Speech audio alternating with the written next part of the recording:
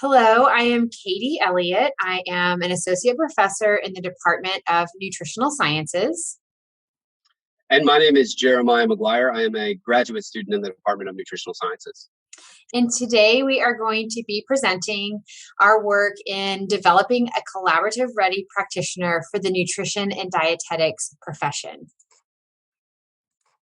Our goal is to describe the current status of IPE and collaborative practice in our profession of nutrition and dietetics. We're going to explore some interprofessional partnerships that have informed interprofessional education within our profession.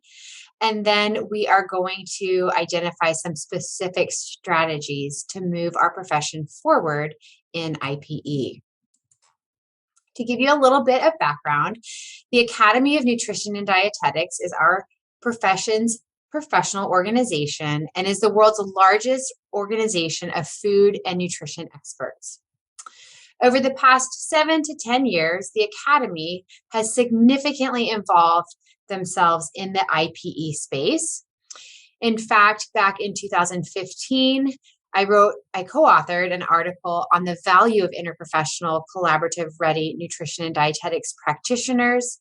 And then 5 years later, wrote a follow-up paper expressing how far we had come in this space, but yet also that we do still have a significant amount of work to bridge the gap between education and practice for interprofessional education and collaboration.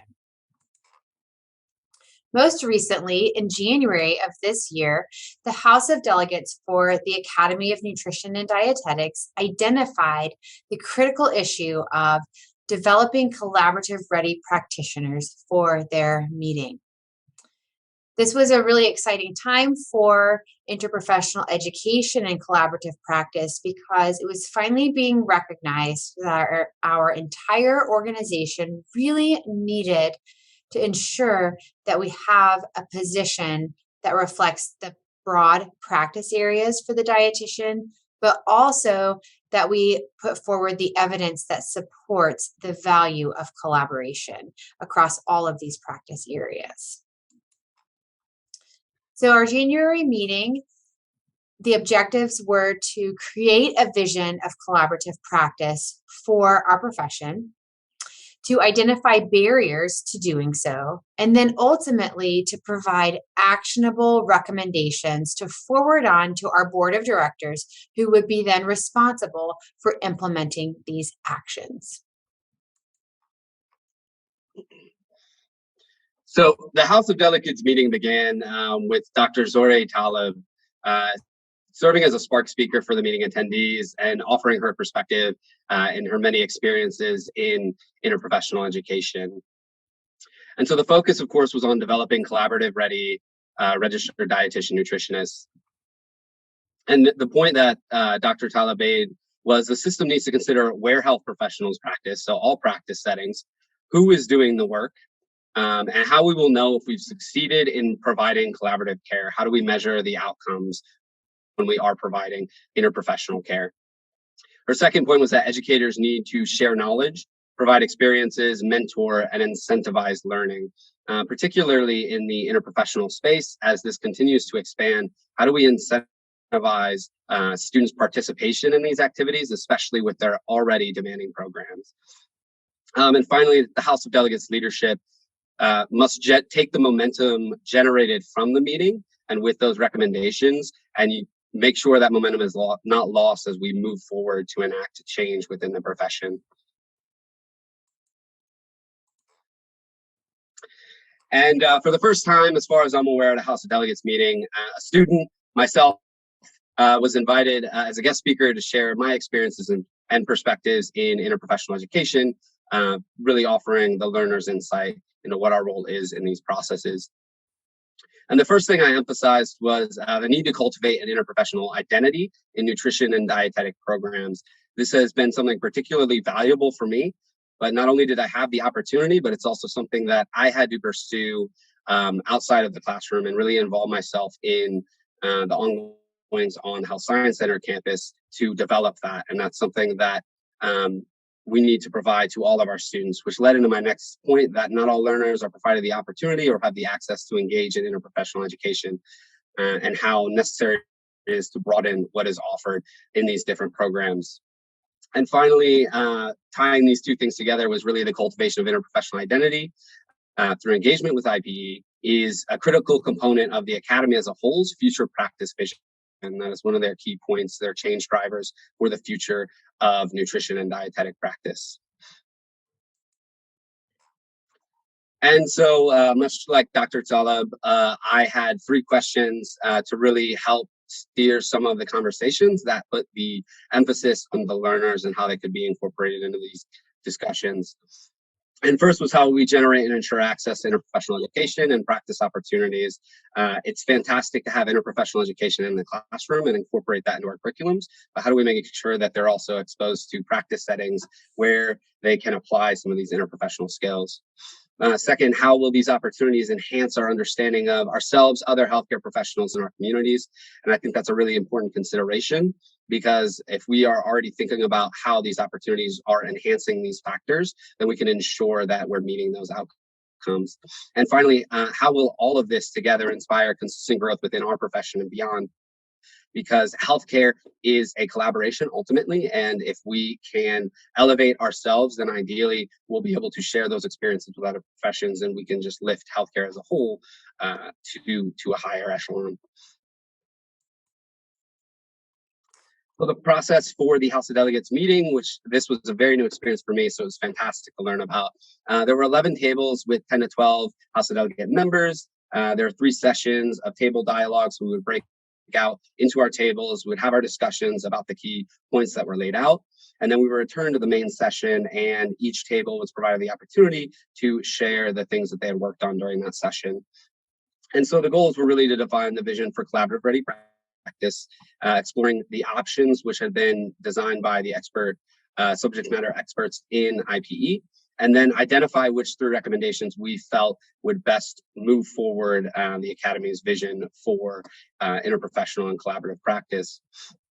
And following the meeting, the subject matter expert team would solidify all those recommendations and provide those to the Academy Board of Directors. So because we are working with the subject matter experts to move the priorities forward, I wanted to highlight a few that we brought forward to the House of Delegates meeting. So first and foremost, what we saw as some low-hanging fruit were to change the language that we include in our terminology or definition of terms for the Academy of Nutrition and Dietetics. We also wanted to create a hub on our Academy's website where we had resources of all types for educators and practitioners to come and learn about and use resources within interprofessional education and collaborative practice. And then also we're currently working on a proposal for creating a fellowship program for an interprofessional education and collaborative practice fellow that would be funded by the Academy of Nutrition and Dietetics, and that would have specific outcomes for this individual to work towards incorporating more IPE into our profession.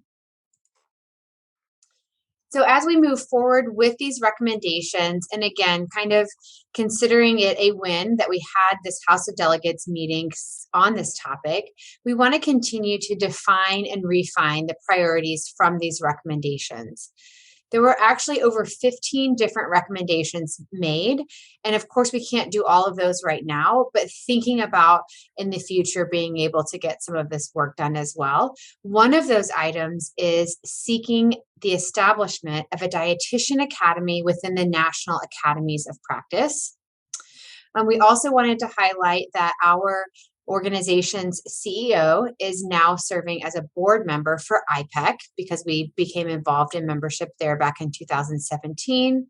And we are going to just continue to network with our peer professions to gain momentum in this area. And finally, what this all has meant for the work our department is doing within IPE on the Health Science Center campus. And I think it's really important that while we have these professional meetings, we really need to take what we've learned from those and bring that momentum back to the activities we already have ongoing, to ensure it's not something that's lost. So a longstanding idea that's kind of been derived from a variety of these interprofessional experiences is exploring an Oklahoma Nutrition and Dietetic Consortium. And really, the reasoning behind this is that our internal resources as a department are limited. We do not necessarily have the same depth of students or preceptors to facilitate all of the things that are going on in IPE across the campus.